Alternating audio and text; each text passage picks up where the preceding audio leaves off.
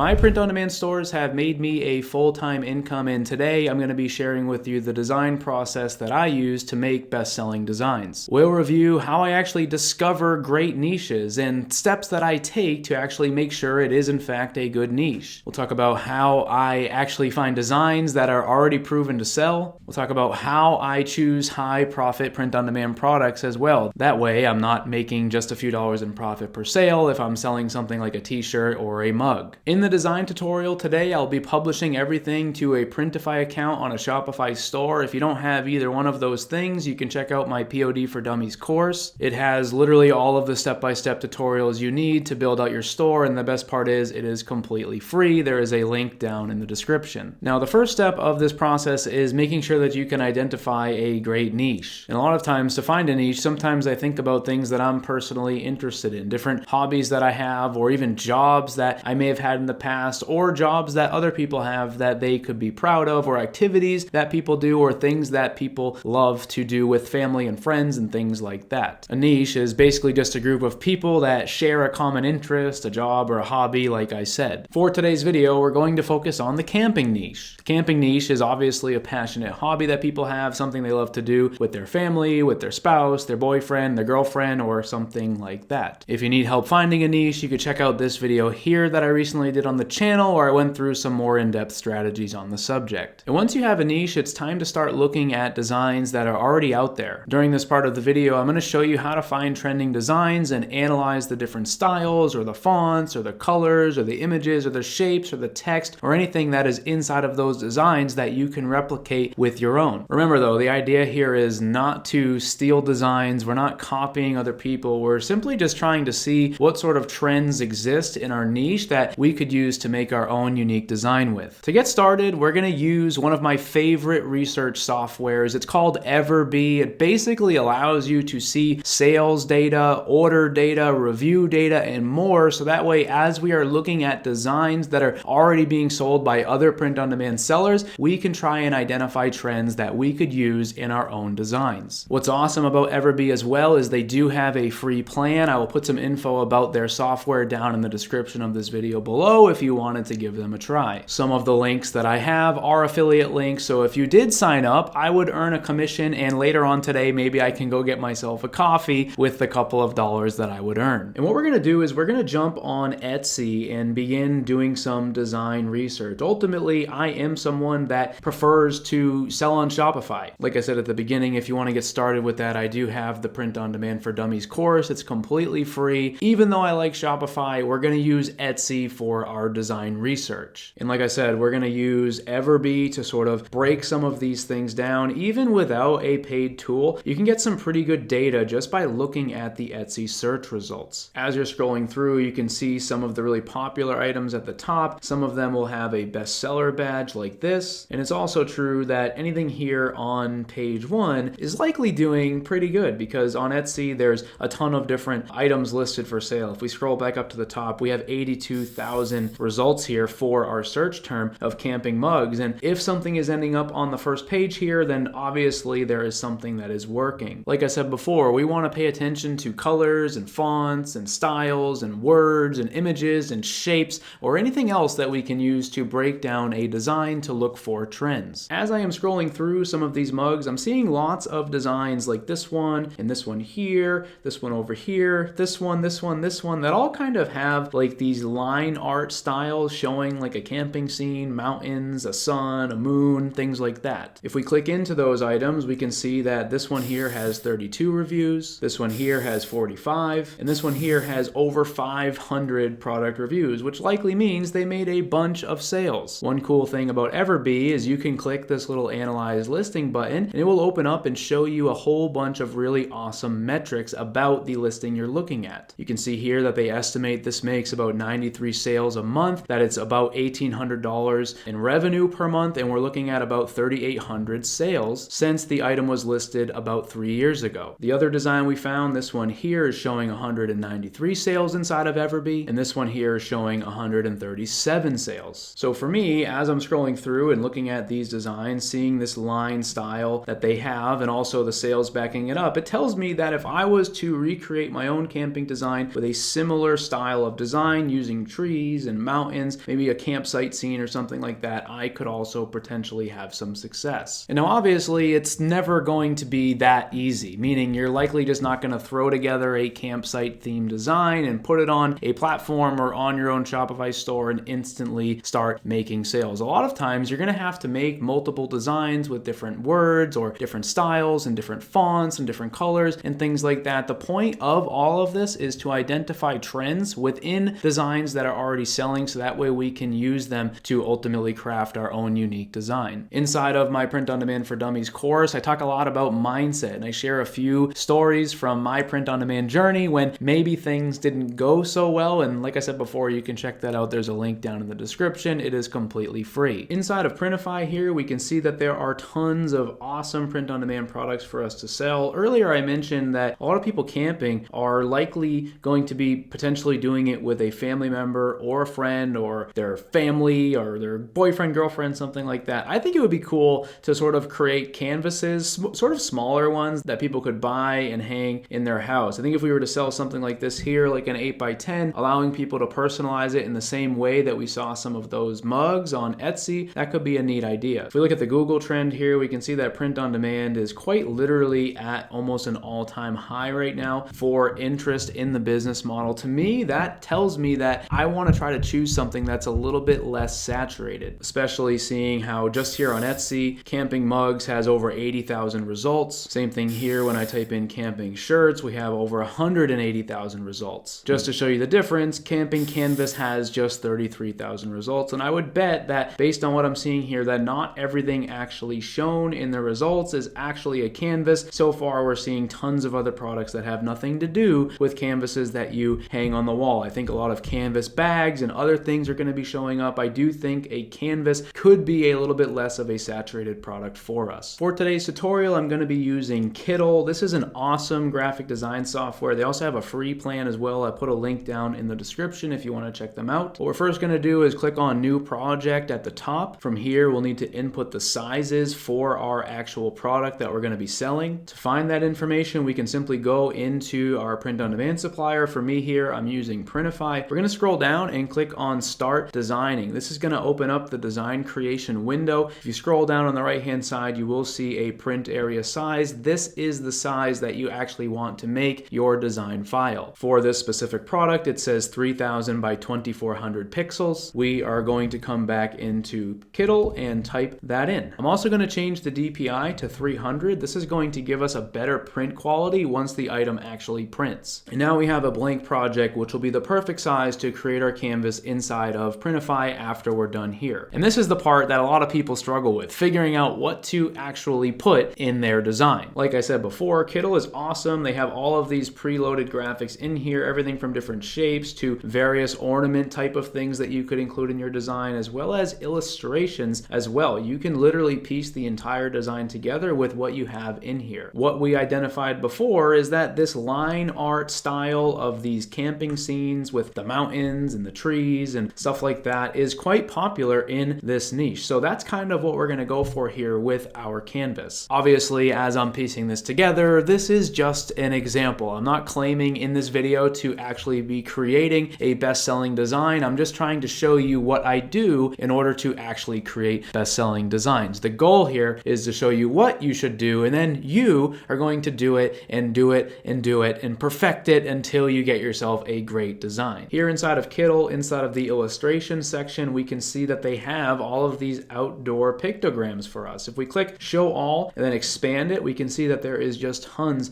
of really awesome stuff in here. We have everything from trees and campsites to mountains and moons and suns and a few other things as well, and we're definitely going to be able to put a really cool design idea together. I'm just going to go through and select a couple. I'm going to select that mountain there, maybe this sun down here, maybe a couple of different styles of trees, maybe a bear, maybe a bird or something. As we scroll down, I think I saw a campfire as well. I will select that and get that in the frame as well. You can now see that inside of Kittl, we have all of these design elements. What I'm going to do is speed this up a little bit and sort of rearrange them and get them into a spot where I think it looks pretty good.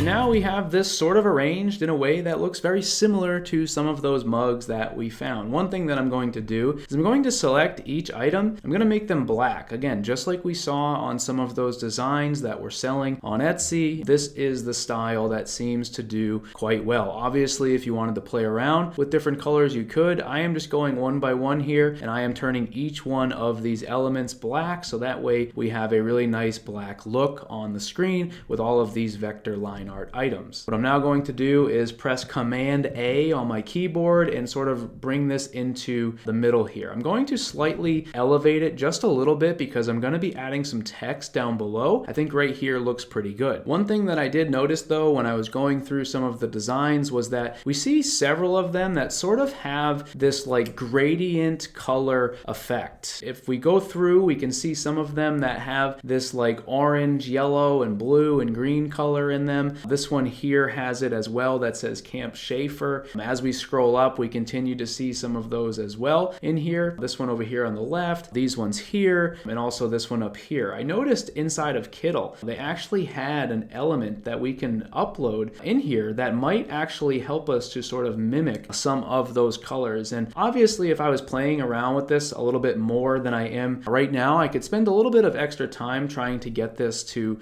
sort of look the way that I want it. But one thing you could do is you could actually put, an element like this right behind. Actually, that's moving the entire mountain. We don't want that to happen. You could put this like right behind everything, and then you could actually move that layer all the way to the bottom. That way it's kind of behind a lot of your elements. That way a lot of your elements are still kind of coming through, and you can kind of achieve something like that look that you're seeing on some of those shirts. I think obviously I would want to play with this and make it look a little bit better, but this concept is something that you could work on and ultimately get it to look good. For the sake of this video though, I'm just going to delete that out of the background, and we're going to go with a really simple white background with a black elements in the foreground. Now next up is our text, and you can see on these couple of designs here we have a couple of different text styles. What's really cool about Kittle, or even any other graphic design software or other font websites such as like dafont.com or even some Google fonts as well, are really good at sort of mimicking some of that style. Here inside of Kittle as well, there's tons of really awesome templates that you can use for fonts. What I'm simply going to just do is click on add headline, and I'm going to add my own text, and then I'm going to choose my font. You can see here teeny tiny, I have dropped some text in. We're going to select this, and we're going to go ahead and just edit the text and type two names. For the sake of this video, I'm going to type Robert and Ashley, and now we have that inside of our design. It's quite small right now, so we're going to enlarge it a little bit. I'm just going to change the size here to 300 and see what that looks like. Maybe we'll go to like 600 or something like that. Make this a little bit wider so it all goes on the same line. I think in order to sort of balance this design a little bit, we'll make it a little bit smaller and see if we can sort of put that text directly up in this little gap that we have next to the campfire, maybe Robert and Ashley right there. In terms of a font, we're simply just going to click right here, scroll through some of the fonts that Kittle has for us. Some of these adventure fonts I think look quite nice. I'm going to try Adventurer 6 right here, and you can see that already this design is really starting to look like those ones on Etsy, on the mugs, but we're doing it all from scratch. We're making it our own. We simply just discovered those in order to try and mimic the actual style of them. Now that we have our text in there that says Robert and Ashley, we're going to click add headline again, and this is where we're going to want to have some sort of a quote that's relevant to our niche. Some of the things that you're seeing on here could be good options for you. You could obviously run them through some sort of a trademark search if you wanted to. You could also come up with your own quote or something like that, but always make sure that whatever quote you're choosing is one that does not already have a trademark on it. For the sake of this video, I am also going to let Robert and Ashley choose a specific date. I'm going to write on an adventure since 2015, we'll say, and the person buying this will be able to customize their names as well as the date that they got married or started dating or whatever it is. Same thing for this. We're going to change the font. For this one, we'll see what Adventure 1 looks like. I think that one's maybe a little bit too fancy. If we kind of go back through, we can see that there are several different adventure fonts in here. I think something like this kind of matches some of the mugs that we were seeing on Etsy before. We're actually going to center this text right here. Actually, you know what? We might center it right below this